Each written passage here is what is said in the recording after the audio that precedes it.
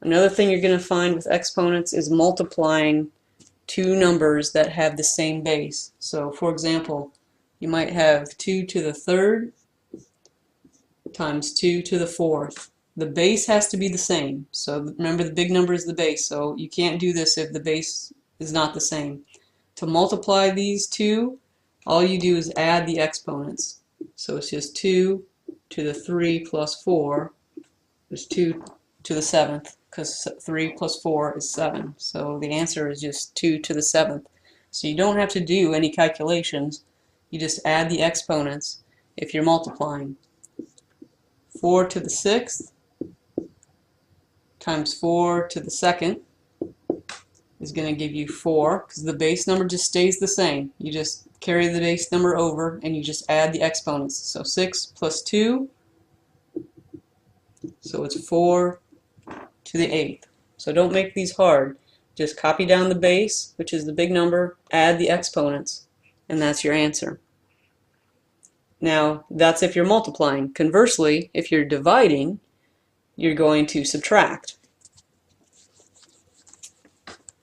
So let's say, and it'll be normally written in fractional form, if you have 2 to the 5th divided by 2 to the 2nd. Again, you're just going to keep the same base, so it's going to be 2, and you're going to subtract 5 minus 2. 5 minus 2, so you get 2 to the third, which we know is 2 times 2 times 2, which is 8. 6 to the 9th over 6 squared.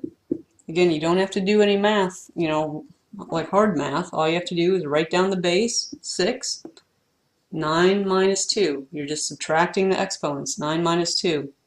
So your answer is 6 to the 7th. So you don't have to make these hard. It's just simply subtracting the exponents. The last thing that you might see is if you have one of these things that's raised to the power. So we might have 2 cubed raised to the 2nd power. So this is 2 cubed squared. To do this, you multiply the exponents. So it's just 2, so you keep the same base again. 3 times 2, which is 2 to the 6th. And so you have 7 to the 4th raised to the 5th power. It's 7, keep the same base. 4 times 5. So it's 7 to the 20th power. So remember, if you're multiplying two numbers that have the same base, you're going to add the exponents. If you're dividing, you're going to subtract the exponents. And if you're raising an exponent to another exponent, you're going to multiply them.